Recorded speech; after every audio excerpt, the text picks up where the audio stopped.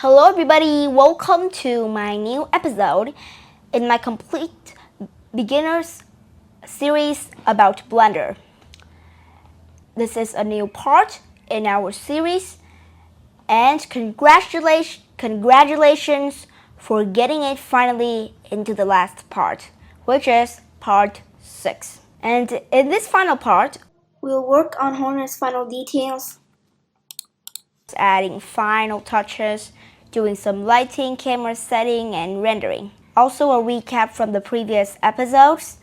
We have created the Hornet cloak, add a new nail, and then adding different materials to different colors.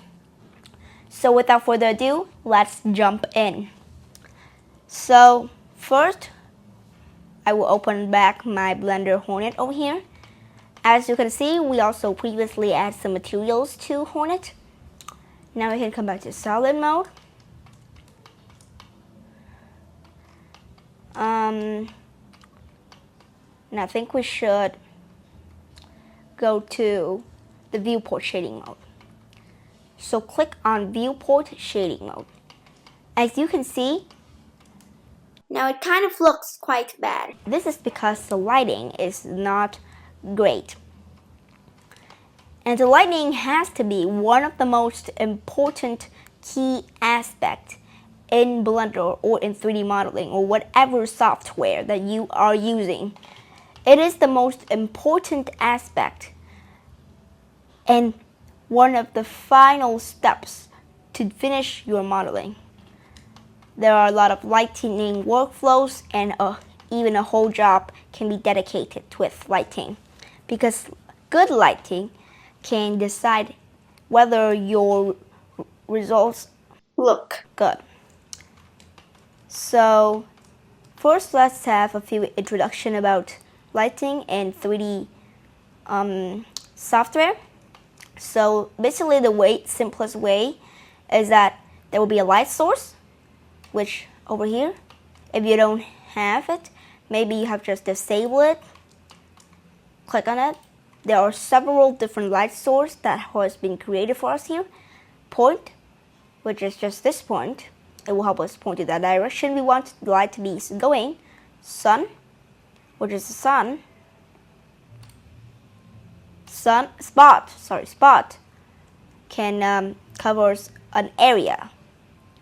And area, which is good for certain lighting, like light from a lamp or light from campfires, which we only want it to be limited into one area. Spot also can be good for that too.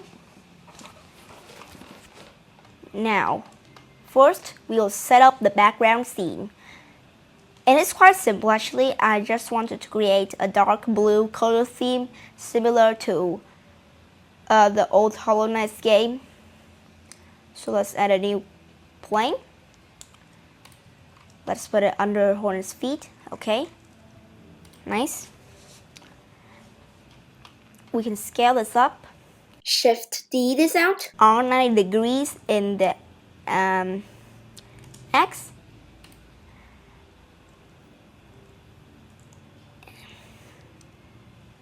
And just move it out, and just use Z, and move it over here. Also move it up. Also, I believe to move it up a bit here. Okay, nice. Now we have this scene set it up ready for us. I think we can make this longer. Yeah, so. Now it's time for our camera setup. For our camera, we haven't touched into this much, but if you click on this top icon over here in your 3D viewport, which says toggle the camera view with a shortcut of numpad 0 here. If you have a numpad, you can use it. It's really useful. And now you can click on the camera here, which is currently disabled, so I can unhide it. Then if you move the camera, for example, click on the camera, GZ, it should be zooming in and out. Now, actually, your one should be moving up and down, but because I'm setting to local over here instead of global, I found this easier to work with camera movements.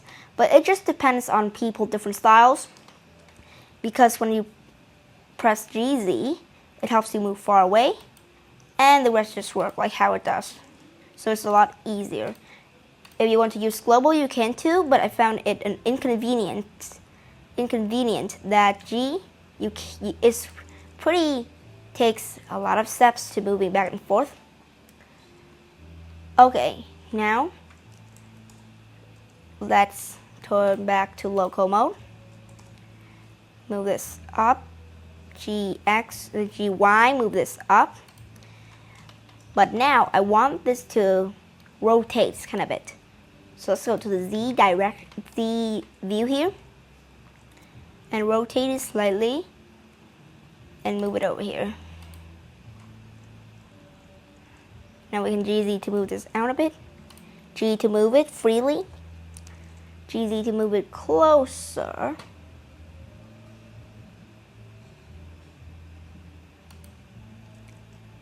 GY move this down,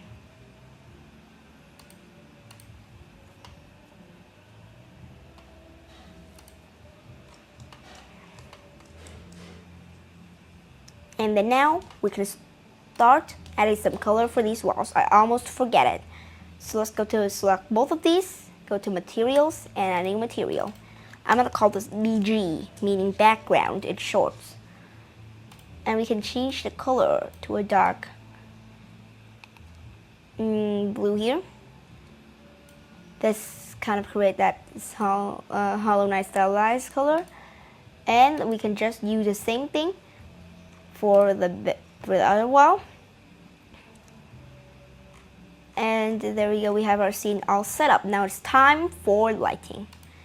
Now lighting is not so important in a complete beginner level, but you will soon find that it is an important thing to do.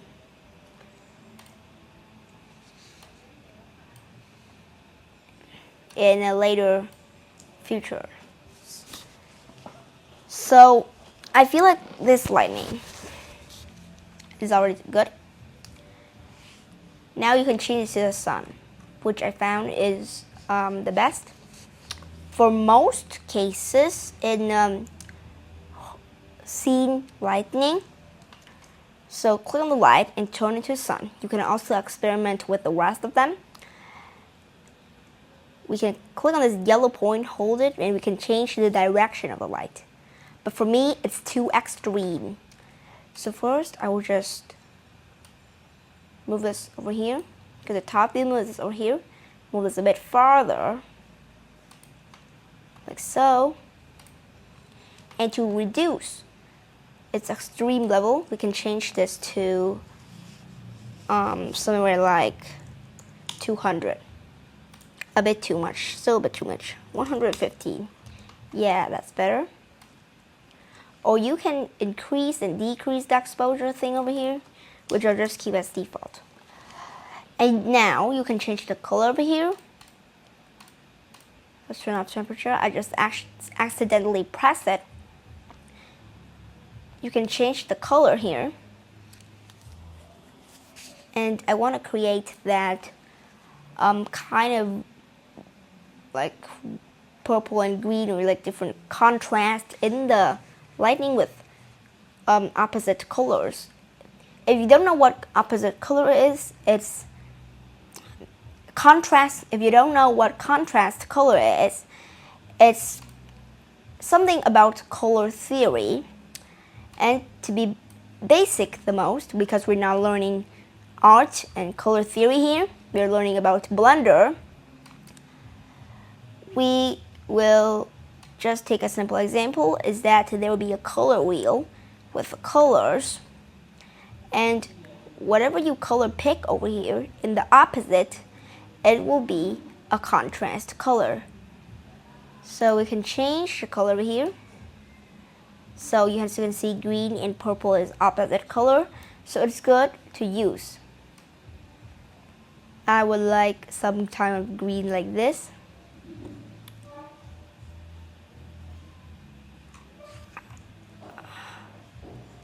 Or you can change this to point, which also works. Well, it works. You can increase the power here, like so, and just move it over here.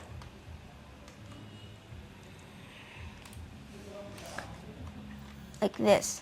And then we can shift the duplicate in another light source in the opposite direction and change this to purple. And with that, we kind of have that neon green and purple look. You can just continue mixing and matching colors with, or you can change the color entirely. For example, we can change this to kind of like an orange, and this to kind of like a blue, a red and a blue. And this also looks pretty great for me, in my opinion, actually. If you want, you can also decrease and increase the power here. Let's just increase it to something round, 800. And this light to also 800, so it's just something that rounds up. Like so. You can try and use this blue and red effect, or the neon in the previous effect, like with green purple. And this creates a kind of cool effect, so I'll just keep it like that. Next, what I want is a main source.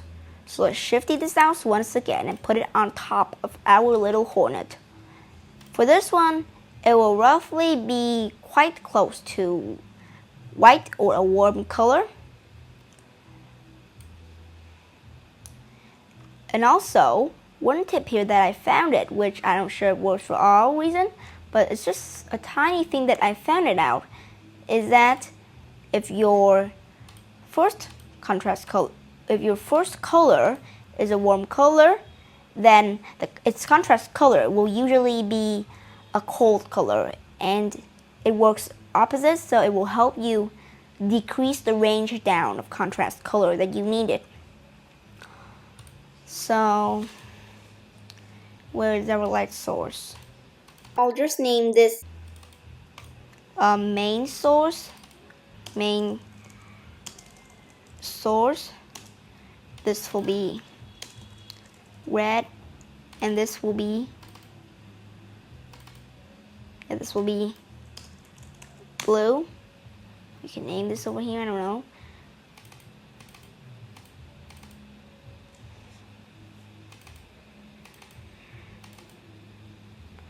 Never mind. Okay, blue. And for our main source over here, we can move this closer to Hornet, but don't too close because then it will deflect our blue and red light. This one, I just kind of wanted to create that. It is quite a soft color, so just 200 or something. Or if you want to be lighter, you can add like 300. That should work. And then you can increase over here to 1,000. Or move this closer. Move this blue one to 1,000. And then move it closer.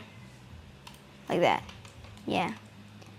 This will be our main source. And for most of the time, I will pick like a warm color for this one. Just kind of pick like this light one. Adjust it to 500. Yeah, like so. After that, this should look much decent. And for now, we can tell this is done. But before we render it, I want to change one thing. I want to change the resolution over here. You can change this or not, or you can just keep it. It depends on the size you want for your canvas after you render it. So you can click on this output section over here in the properties tab, and you can change the resolution over here. So you just type in the resolution that you wanted. For mine, I want a square image, so 2300 by 2300, like that. Maybe a bit smaller, 1800 by 1800. Yeah, that's better. And I can move the camera closer. Easy. but make sure you're still in local mode so that GZ works. And now we're ready for rendering. What is rendering? Rendering is the final part that you need for a complete result, for your complete 3D model. Rendering basically turns this into an image you can download, you can share, you can do whatever you want with that image. So think of it like capturing a picture from a camera and then like wash it and preparing it and then get it out. So like that. I don't know what it's truly called for that technical operation, but to render it's really simple. There is a whole render over here, and you can click render image or render animation if your ones have animation, but for us we don't have it, so just render image. It should take a while to render, but for these simple images, it should take time. It should be really simple, really fast if you're on a decent computer. And now you can take this image wherever you want. You can save it, you can do whatever to it. And that's all for our tutorials. And this is the last episode of my Blender for Complete Beginners series, and I must say that this journey was incredible. It was amazing, and I had a lot of fun and learned a lot while creating this Hornet model. So thank you for watching, and make sure you like, share, hit that subscribe button, hit the notification bell, whatever you like. I appreciate it a lot. Goodbye, see you again in the next video.